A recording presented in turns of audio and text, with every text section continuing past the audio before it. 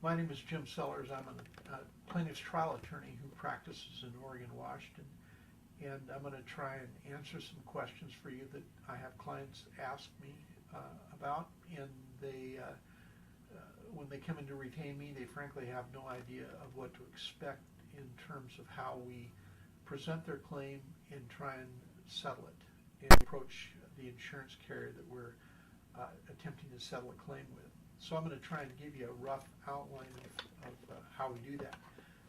The first thing you need to understand is when you go in to see a lawyer to represent you on a personal injury claim, generally the lawyer can't do anything until all of your medical records and bills have been collected, which sometimes takes a lot of time and is difficult to accomplish.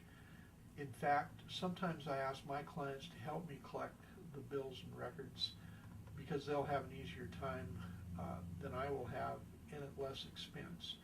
So we need the bills and records to know what your treatment cost and what the treatment involved. And a lot of times the chart notes the doctors fill out will tell us a lot about your injury and tell us what we have to do to be able to present the claim.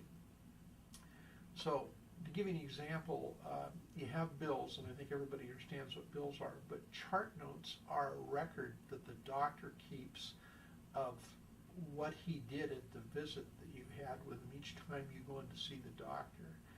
And it records what the doctor observed about you, what you told the doctor, the conclusions the doctor arrived at, and frequently the chart note will contain an opinion of where you are in your treatment. All of those records are very important, and they demonstrate to the insurance company exactly the nature of your injury and what kind of care is being provided to you to try to overcome the effects of your injury.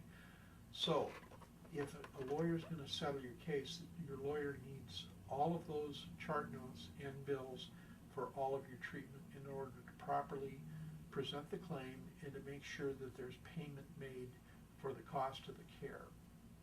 So the first thing it has to do is we have to collect all those. There's a couple of different ways to do that. One is the attorney's office can write each one of the healthcare providers and request the records and bills from those providers. There is a bit of a problem with that. One is healthcare providers like hospitals and doctors tend to put requests for records from attorneys on the bottom of their pile on their desk, and they don't get to it very quickly. It's not a high priority. The second problem is they attempt to charge large amounts of money to obtain those records.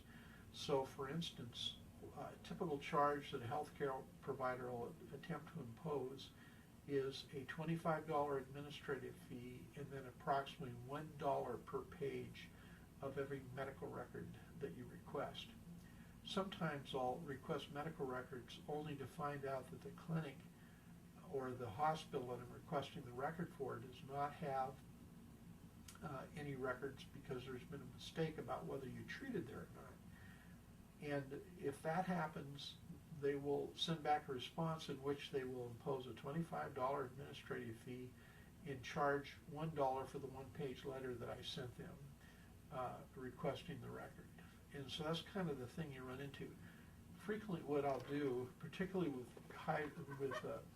providers that are notoriously bad about providing records, is I'll ask my client to go down into the clinic and request the record.